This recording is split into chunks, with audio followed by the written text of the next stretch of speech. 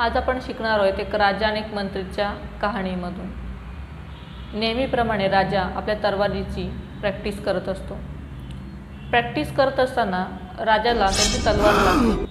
तर राजा कावरा-बावरा होतो आणि म्हणतो, शिपाई आत्ताच्या आत्ता वैद्यांना घेऊन ये। तर तिथूनच मंत्री साहेब येतात। मंत्री साहेब म्हणतात, राजा जरा शांत राहा, 2 मिनिटं बसा इथे। काय झाले तुम्हाला? ओके, रक्त येते का? एक मोठा श्वास घ्या, जे होतं ते चांगल्यासाठी होतं, तुम्ही एवढे ओरडू नका। तर राजांना राग येतो। राजा मंत्र्यांना म्हणतो, तुम्ही असं कसं काय बोलू शकता, जे होतं ते चांगल्यासाठी होतं? शिपाई आत्ताच्या आत्ता इकडे या, मंत्रीला तुरुंगात टाका, दिवस रात्र यांना मारत राहा आणि उद्या सकाळ निघताच यांना फाशी द्या। आणि तिथून राजा एकटाच वैद्यांकडे जातो। वैद्यांकडून तिथं औषधं लावतो आणि तिथूनच शिकारीसाठी निघतो।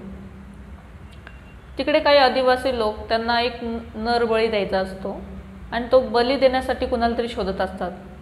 तेवढ्यातच त्यांना राजा दिसतो आणि राजाला ते बघून त्यांना बांधतात आणि बांधून त्यांच्या सरदाराकडे घेऊन जातात आणि तिथं त्यांचा डान्स चालू असतो आदिवासींचा। तर तेवढ्यातच एका आदिवासीचं लक्ष त्यांच्या बोटाकडे जातं राजांच्या। तर तिथला एक आदिवासी म्हणतो, सरदार यांच्या तर बोटाला लागलेलं आहे, हे तर अपरिपूर्ण आहेत, हे शुद्ध नाही आहेत। त्यांचा सरदार म्हणतो, अरे हो खरंच, यांना आत्ताच्या आत्ता सोडा। आणि तिथून राजा सुटतो। राजा सुटल्यानंतर त्याचा विचार येतो मनात, अरे मी तर आज मंत्र्यांना सकाळीच शिक्षा सुनावली की याला फाशी द्या उद्या। राजा पळत पळत त्यांच्या राज्याकडे जातो। जे भेटेल घोडा गाडी वाहन घेऊन राज्यात जातो। राज्यात गेलो म्हणतो, मग तुरुंगात जातो आणि मंत्र्यांकडे भेटतो। मंत्री साहेब मला माफ करा, मी तुमच्या सोबत असभ्यपणे वागलो। मंत्री म्हणतात, जे होतं ते चांगल्यासाठी होतं। तर राजाला प्रश्न पडतो, जे होतं ते चांगल्यासाठी होतं, मी जर आत्ता आलो नसतो तर मंत्रीचा जीव गेला असता, की असं कसं? जे होतं ते चांगल्यासाठी होतं। तर मंत्री म्हणतो राजांना, तुम्ही मला तुरुंगात पाठवलं, जर मी तुमच्यासोबत शिकारीसाठी आलो असतो त्याऐवजी माझं नाही का बलिदान दिलं असतं त्यांनी। स्टोरी ऑफ द मोरल आहे, जे होतं ते चांगल्यासाठीच होतं। हे असं का झालं, ते तसं का झालं हे आपल्याला कळत नाही, पण काही काळ गेल्यानंतर असं समजतं की हे झालं ते चांगल्यासाठीच झालं। तर स्टोरी ऑफ द मोरल आहे, जे होतं ते चांगल्यासाठीच होतं।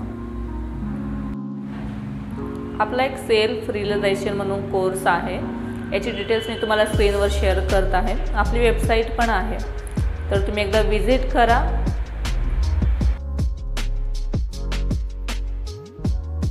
धीरे धीरे रे मना, धीरे सब कुछ होय, मालिसीचे सोगडा, ऋतु आए फल होय कबीरा, ऋतु आए फल होय।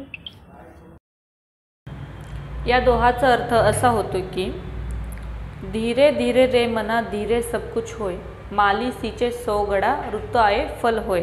म्हणजे मना तू जरा थांब, घाई करू नकोस। या रोपाला आपण कितीही वेळा दिवसातून पाणी टाकलं, याला किती खत घातलं तरी या रोपाचं लगेच झाड बनणार नाही आहे आणि त्या झाडाचे लगेच फळं येणार नाही आहेत, याला कालावधी लागणार आहे। तर मना तू घाई करू नकोस।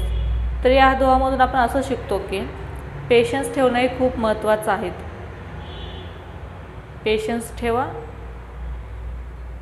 आणि पेशन्स ठेवलंच पाहिजे, जे होतं ते चांगल्यासाठीच होतं।